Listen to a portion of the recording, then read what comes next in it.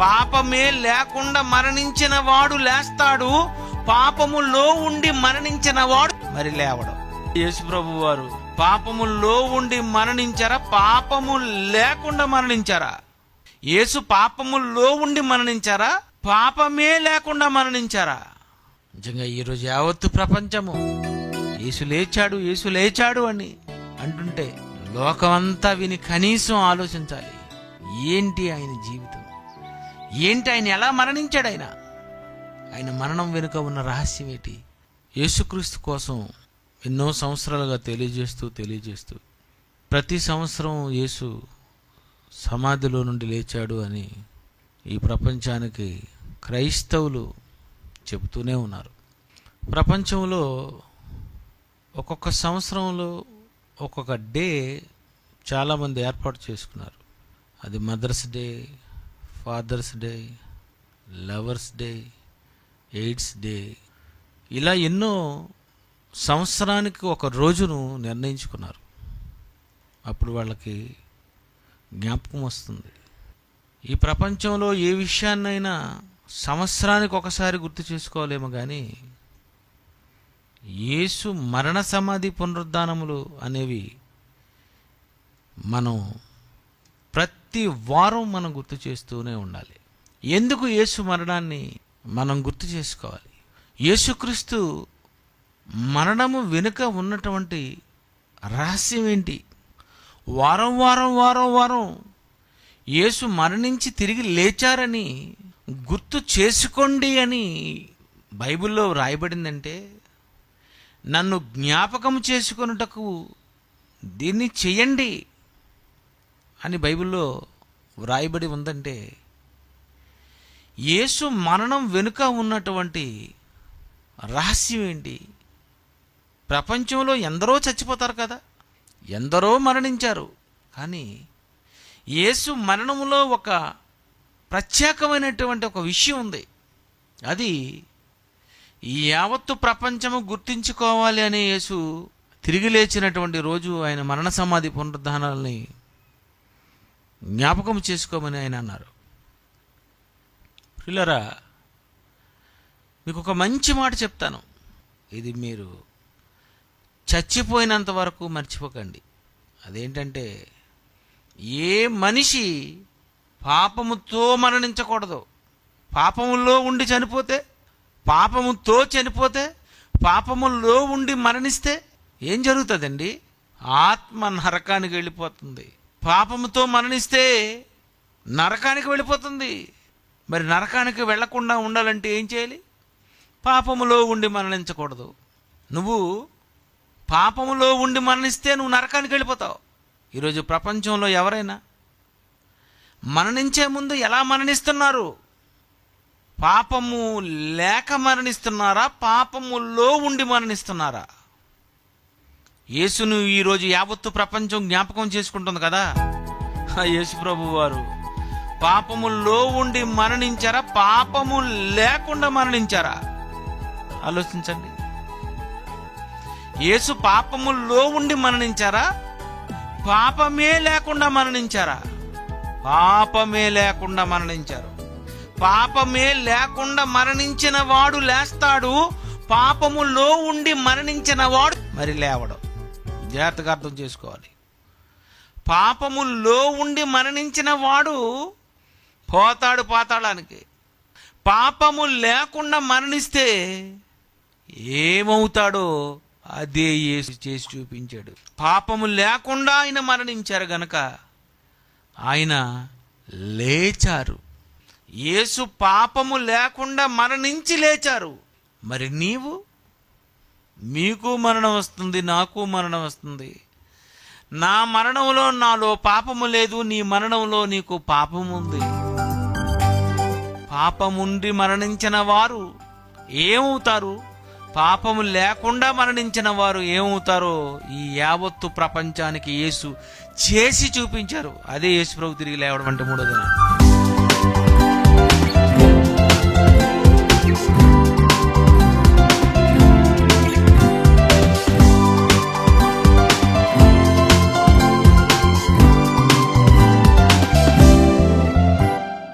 యేసు మూడో దినాన్ని ఎందుకు లేవాలి? పాపము లేకుండా మరణించారు ఆయన. నీవు లేవాలనుకుంటున్నావా?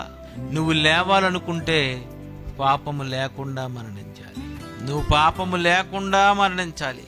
మరి నీ మరణంలో నువ్వు పాపములో మరణిస్తావా, పాపము లేకుండా మరణిస్తావా? నువ్వు మరణించేసరికి నువ్వు ఎలా మరణిస్తావు? పాపము లేకుండా మరణించాలని నువ్వు అనుకుంటున్నావా? అయితే నువ్వు మరణించేసరికి నువ్వు పాపము లేకుండా మరణించాలంటే నువ్వు యేసుక్రీస్తును సొంత రక్షకునిగా అంగీకరించక తప్పదు. యేసును నువ్వు ఖచ్చితంగా నమ్మి తీరవలసిందే. ఎందుకంటే నువ్వు నమ్మకపోతే నీ పాపములో ఉండే నువ్వు మరణిస్తావు. మరణించిన తరువాత నీకు లేవాలనే ఆలోచనగా ఏమి లేదా నీకు? ఈరోజు లేదండి. రేపు చనిపోదాం కనుక తిందుము త్రాగుదాం అనుకుంటున్నారు. నువ్వు మరణించిన తరువాత నువ్వు మళ్ళీ లేవాలి. అందుకే మొదటి శతాబ్దంలో అపోస్తుడైన పౌలు గారు ఎంత వండర్ఫుల్ టాపిక్ ఆయన మాట్లాడారో 1 కొరింథీ 15:16. మృతులు లేపబడిన ఎడల పౌలు గారు అంటున్నారు, మృతులు లేపబడని ఎడల, మరణించిన వారు ఒకవేళ లేవరు అని ఒకవేళ ఈ భూప్రపంచంలో ఎవడైనా ఒక మేధావి లాంటి వాడు కానీ, సామాన్యుడు కానీ, హేతువాది కానీ, నాస్తికుడు కానివ్వండి, మృతులు లేపబడరండి అని ఒకవేళ నువ్వు అన్నావు అనుకో, మృతులు లేపబడని ఎడల క్రీస్తు కూడా లేపబడలేదు పౌలు గారు అనేస్తున్నారు. మృతులు లేపబడరు అనే సిద్ధాంతమే ఒకవేళ మీది నిజం అనుకుంటే, మృతులు లేపబడలేదు అని ఒకవేళ మీరు అనుకుంటే, క్రీస్తు లేపబడలేదు, క్రీస్తు లేపబడలేదు అని ఒకవేళ నువ్వు అంటే, తర్వాత విషయం చెప్తాను చూడండి. మళ్ళీ ఏం మాట్లాడుతున్నారు చూడండి. క్రీస్తు లేపబడని ఎడల మీ విశ్వాసం వ్యర్థమే, మీరింకనూ మీ పాపంలోనే ఉన్నారు. అయితే మీరు పాపములోనే ఉన్నారు. మీరు చెప్పండి, మృతులు లేపబడలేదు అని ఒకవేళ అనుకున్నావు అనుకో, యేసు ప్రభువు లేపబడలేదు, మరి ఇంతకీ నువ్వెందులో ఉన్నావు? నువ్వు మంచోడువా? నువ్వు మంచివాడువా? మీరు మీ పాపములోనే ఉన్నారు. పాపములోనే మరణిస్తారు. పాపములోనే మరణించిన వారు ఎక్కడికి వెళ్తారు? మరి నీ సంగతి ఏంటి? నువ్వు పాపములోనే ఉన్నావు. పాపముతోనే మరణిస్తే ఏమవుతుంది? స్వర్గం నరకం లేవా? చెప్పండి. దేవుడే లేడా? అది ఎందుకు నమ్ముతున్నావు? నరకమే లేదా? అది ఎందుకు నమ్ముతున్నావు? నరకము లేనప్పుడు, స్వర్గము లేనప్పుడు, మృతులు లేపబడలేనప్పుడు నీ పాపముతోనే నువ్వు చచ్చిపోతావు. నువ్వు పాపంతో చచ్చిపోతే మరి నీ పరిస్థితి ఏంటి? పాపము లేకుండా మరణించారండి యేసుప్రభు వారు. నువ్వు పాపములో మరణిస్తావా, పాపము లేకుండా మరణిస్తావా? మరి ఇలా పాపములో మరణించిన వారందరికీ స్వర్గంలో వెళ్ళడానికి చోటు ఉండదు, నరకానికే వెళ్ళిపోవలసిన పరిస్థితి ఏర్పడుతుంది. అలాంటి వారిని కాపాడాలి అంటే వన్ అండ్ ఓన్లీ ఒక్కరేనండి, యేసుక్రీస్తు మాత్రమే. యేసు ఒక్కరే నిన్ను కాపాడగలడు. 33.5 సంవత్సరాలు బ్రతికి ఏ తప్పు చేయకుండా బ్రతికి మరణించిన మీస ఉన్న మగాడు. నువ్వేమనుకుంటావు అనుకో, లెజెండ్ అనుకుంటావు, వన్ అండ్ ఓన్లీ అనుకుంటావు, శకపురుషుడు అనుకుంటావో, చరిత్రకారుడు అనుకుంటావు, యుగ పురుషుడు అనుకుంటావు. 33.5 సంవత్సరాల బ్రతికి పాపము చేయకుండా మరణించినటువంటి వ్యక్తి యేసు. ఎందుకు ఈరోజు యావత్తు ప్రపంచం నమ్ముతుంది? యావత్తు ప్రపంచంలో 800 కోట్ల జనాభాలో 400 కోట్ల మంది సుమారు ఎందుకు యేసు ప్రభు నమ్ముతున్నారంటే, పాపాలు క్షమిస్తాడని. తప్పు చేయకుండా బ్రతకడం అన్నది ఉందో చూశారు? మానవ మరణముల వెనుక మనిషి పాపము లేకుండా చనిపోవాలి. అది యేసు ప్రభు చేసి చూపించాడండి. అలా నిజంగా నువ్వు పాపం లేకుండా చనిపోతే నువ్వు అదృష్టవంతుడివి. ఒకవేళ పాపముతోనే చనిపోతావు అని ఒకవేళ నీకు తెలిసిపోతే రా, యేసుప్రభు నమ్ము. నీ పాపం అనే వైరస్ ఉన్నది, చాలా పెద్దది అది. ఆ వైరస్కి యాంటీవైరస్ ఒక్కటే యేసు రక్తం, వ్యాక్సిన్. మరి నీ పాపం కోసం నీకు వద్దా వ్యాక్సిన్? వ్యాక్సిన్ వాడరా నీ యాక్షన్కి, ఈ రియాక్షన్స్కి, నీ వ్యధవేషాలకి వ్యాక్సిన్ వద్దా?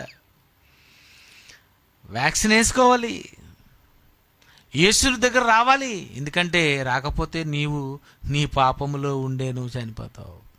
నా యేసుక్రీస్తు అలా కాదు, పాపము లేకుండా మరణించాడు ఆయన. అందుకే ఆయన ఎలా లేచాడంటే, కొరింథీయులకు రాసిన పత్రిక 15:42, మృతుల పునరుద్ధానమును, అలాగే 2000 సంవత్సరాల క్రితం బైబిల్ చెబుతున్నటువంటి మృతుల పునరుద్ధానమును అలాగే శరీరము క్షయమైనదిగా విత్తబడి అక్షయమైనదిగా లేపబడును. శరీరము క్షయమైనదిగా విత్తబడి అక్షయమైనదిగా లేపబడును. ఘనహీనమైనదిగా విత్తబడి మహిమ గలదిగా లేపబడును. బలహీనమైనదిగా విత్తబడి బలమైనదిగా లేపబడును. మరణించి తిరిగి లేచిన తరువాత వాళ్ళ యాక్షన్స్ ఎలా ఉంటాయో చెప్తున్నాడండి, అది బైబిల్. మరణించి తిరిగి లేచిన తరువాత ఎలా ఉంటారు? యేసు మరణించిన తరువాత, ఆయన తిరిగి లేచిన తర్వాత ఆయన ఎలా ఉన్నాడు? నువ్వు తిరిగి లేచిన తరువాత ఎలా ఉంటావు? నువ్వు మళ్ళీ ఇదే శరీరంతోనా? నువ్వు మహా అయితే 100 కేజీలు ఎత్తగలవంతే, 200 కేజీలు ఎత్తగలవంతే, ఓ 10 అడుగులు ఎగరగలవంతే. అంతకు మించి నువ్వు ఎగరలేవు, బరువులు ఎత్తలేవు, ఏది దాటలేవు. కానీ మృతుల పునరుద్ధానం ఎలా ఉంటుందంటే, మరణించి లేచిన వారు ఎలా ఉంటారంటే, శరీరము క్షయమైనదిగా విత్తబడును, కానీ అక్షయమైనదిగా లేపబడును. అక్షయమైనదిగా లేపబడును. ఇంకా చావు లేదు, చావు లేని శరీరము, క్షయము కానిది, క్షయము లేదు. సముద్రములో నిన్ను పెట్టేసిన బయటకు వచ్చేస్తావు, అగ్నిలో పడేసిన బయటకు వచ్చేస్తావు. అక్షయమైనది, క్షయమైనదిగా విత్తబడి అక్షయమైనదిగా లేపబడును. యేసు సమాధిలో నుండి తిరిగి లేచిన తరువాత ఏంటండి, ఆయన సమాధిలో నుండి తిరిగి లేచిన వెంటనే శరీరము సమాధిలో లేదు. 3 రోజులు ఉన్నటువంటి శరీరము 3వ రోజున బలమైనదిగా, అక్షయమైనదిగా మారిపోయింది. ఆకాశానికి ఎగురుకుంటూ ఎగురుకుంటూ ఎగురుకుంటూ ఎగురుకుంటూ ఎగురుకుంటూ వెళ్ళిపోతుందన్నమాట. నిజంగా పక్షులు ఎగురుతున్నప్పుడు నాకు అలాగా అనిపిస్తుంది. నువ్వు మరణించిన తరువాత నువ్వు ఎలా ఉంటావంటే, శిష్యులు చూస్తున్నారట, అలాగా ఆయన లేచి వెళ్ళిపోయాడు. అందుకే అపోస్తలు దేవుడంటే పిచ్చెక్కిపోయారు. విశ్వాసురాలిన భార్యలను వెంట పెట్టుకున్న సువార్తలు బయలుదేరిపోయారు. చరాస్తరాస్తులు అమ్మేయండి, బయలుదేరిపోయారండి. మన కళ్ళ ముందు ఎవరైనా అతను అలాగ వెళ్ళిపోతుంటే ఎలా ఉంటుందండి? నిజమేనరా బాబు అనిపిస్తుంది. శిష్యులు చూసారు ఆయన ఎలా వెళ్ళిపోతున్నారు. తలుపులేసే ఉన్నాయట, మధ్యలోనికి వచ్చాడటండి ఆయన. ఏంటండి ఆ శరీరము? యోహాను సువార్త 20:19, ఆదివారం సాయంకాలమున ఆదివారం సాయంకాలమున శిష్యులు యూదులకు భయపడి శిష్యులు యూదులకు భయపడి తాము కూర్చున్న ఇంటి తలుపులు మూసుకొని ఉండగా మొత్తం యూదులకు భయపడి మొత్తం తలుపులన్నీ మూసేసుకున్నారట. యేసు వచ్చి మధ్యన నిలిచి మీకు సమాధానం కలుగును గాక అని వారితో చెప్పాను. మీకు సమాధానము కలుగు కాక అని చెప్పారటబ్బా. తలుపులు వేసుకున్నారు, మధ్యకి వచ్చారు. నిజమండి. ఇప్పుడు యేసుప్రభుకి ఎంత ఈజీ అండి మీ ఇంటికి రావడం అంటే. అంతేనా? ఎంత ఈజీ అండి. నిజంగా అక్షయ శరీరమే మనకు వస్తే, ఈ శరీరము కాని శరీరం అది. అక్షయ శరీరం ఉంటే ఎంత బాగుంటుందండి. అక్షయ శరీరము క్షయమైనదిగా విత్తబడి అక్షయమైనదిగా లేపబడును. యేసుప్రభుకి ఎంత వండర్ఫుల్ శరీరం వచ్చిందండి. మరణం తరువాత యేసు వలన నీకు కలగబోయే లాభము, చావైతే లాభం క్రైస్తవుడికైతేనేది. క్రీస్తును నమ్మిన క్రైస్తవుడికి చావైతే లాభం. ఎందుకంటే అక్షయం. ప్రకృతి సంబంధమైన శరీరముగా విత్తబడి ఆత్మ సంబంధమైన శరీరముగా లేపబడును. ప్రకృతి సంబంధమైన శరీరం ఉన్నది గనుక ఆత్మ సంబంధమైన శరీరము కూడా ఉన్నది. ఇందు విషయమే ఆదాము మొదటి మనుష్యుడు జీవించు ప్రాణి ఆయనని వ్రాయబడి ఉన్నది. 49 మనము మంటి నుండి పుట్టిన వాని పోలిక ధరించిన ప్రకారము, ఆదాము లాంటి శరీరము ధరించిన ప్రకారము పరలోక సంబంధి పోలికయు ధరింతుము. పరలోక సంబంధి పోలిక. ఎవరి పోలిక? యేసుప్రభు పోలిక. ఇప్పుడే పోలికలో ఉన్నారు? ఆదాం పోలిక. అంతే కదండి, ఆదాం పోలిక. ఆదాముకి ఇచ్చిన శరీరమే. అదే కళ్ళు, అవే ముక్కు, అవే గుండె, అవే చేతులు, కాళ్ళు. కానీ నువ్వు ఒకరోజు ధరించబోయేది పరలోక సంబంధి పోలిక. యేసు పోలిక ధరిస్తావు. మేఘమండలం మీద ఆకాశములో నుండి అలాగా మనమందరం పైకి వెళ్ళిపోతామటండి.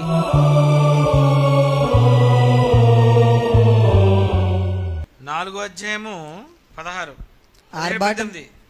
ఆర్భాటముతోనూ ప్రధాన దూత శబ్దముతోనూ దేవుని బోరతోనూ పరలోకం నుండి ప్రభు దిగువచ్చును. క్రీస్తునందుండి మృతులైన వారు మొదట లేతురు. క్రీస్తునందుండి మృతులైన వారు కదా మరి మీరు.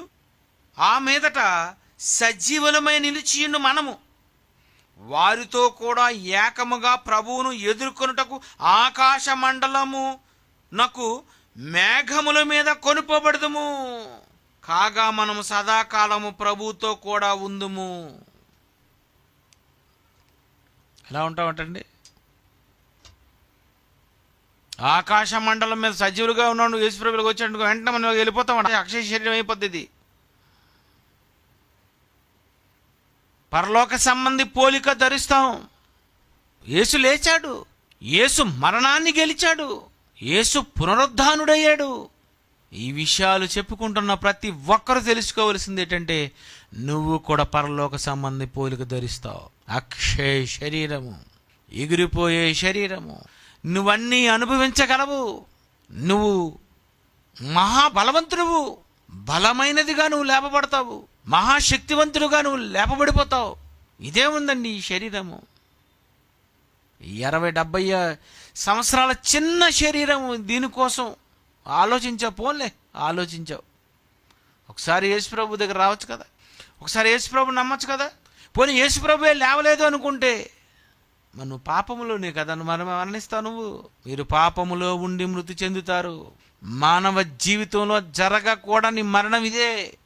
పాపముతో ఏ ఒక్కడూ మరణించకూడదు. యేసు లేకపోతే యావత్తు ప్రపంచము పాపములోనే మరణిస్తారండి. పాపములోనే. ప్రేమించి చూపించాడు, క్షమాభిక్ష చూపించాడు. ఆయన చాలా గొప్పవాడు. ఆయన మన అందరి పాపాల కోసమే ఈ భూమి మీదకి వచ్చాడు. మనందరినీ దేవుడు క్షమించాలి అని ఆయన ఆశపడ్డాడు. ఆయన గురించినటువంటి వార్త ప్రపంచానికి అందించాలి. అందరికీ చెప్పండి. సర్వలోకమునకు వెళ్ళి సర్వ సృష్టికి చెప్పండి, ఈ విషయం చెప్పండి. పాపములో మరణిస్తారా? మృతుల పునరుద్ధానమే లేదని ఏం బ్రతుకుతారు? మృతుల పునరుద్ధానం ఉందో కనుకనే బ్రతకాలండి. దేవుడు ఉన్నాడు కనుకనే మనం బ్రతకాల. యేసుక్రీస్తు వారు ఎంత బాగా చెప్పారో ఈ విషయాన్ని. యోహాను సువార్త 8వ అధ్యాయము 21, 24 వచనాలు ఒకసారి మనం చూద్దామండి. మరి ఒకప్పుడు ఆయన నేను వెళ్ళిపోచున్నాను, మీరు నన్ను వెతుకుదురు గాని మీ పాపములోనే ఉండి చనిపోవుదురు. మీరు పాపములోనే ఉండి చనిపోదురు. ఆయన లేచాడు. నువ్వు లేవాలంటే ఆయన తెల్లవారకముందే లేపెను యేసునే, ఆ దేవుడు నిన్ను లేపును ఒక రోజునే. తెల్లవారకముందే లేపెను యేసునే, ఆ దేవుడు నిన్ను లేపును ఒక రోజునే. దూతను పంపించి రాయిని తొలగించి యేసును 3వ దినమున ఆ దేవుడు లేపెను. ప్రకటించు పెందలకడ లేచి యేసు సువార్తను, మరియ చెప్పింది అందరికీ ముందే సువార్తను. ప్రకటించు పెందలకడ లేచి యేసు సువార్తను, మరియ చెప్పింది అందరికీ ముందే సువార్తను. తెల్లవారక ముందే లేపెను యేసునే, ఆ దేవుడు నిన్ను లేపును ఒక రోజునే.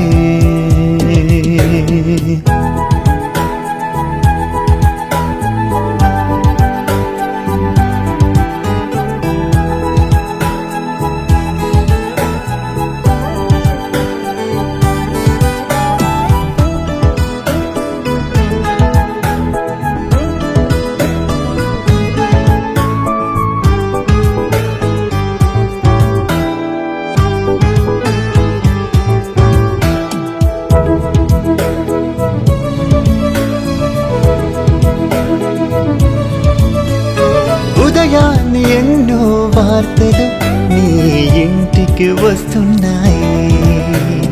జననం, మరణం, హత్యైన తెలిసిన వార్తలు వస్తున్నాయి. మరణిస్తే ఏమవుతాడు అది చెప్పారా? స్వర్గం నరకం వెళ్ళేదేదు అది చెప్పారా? నలుదిక్కులలో జరిగే మరణం వరకై తెలిపే వార్తలు వస్తున్నాయి. మరణం తరువాతేంటో జరిగే సంగతులన్నీ బైబిల్ చెబుతున్నది. తెల్లవారక ముందే లేపెను యేసునే, ఆ దేవుడు నిన్ను లేపును ఒక రోజునే.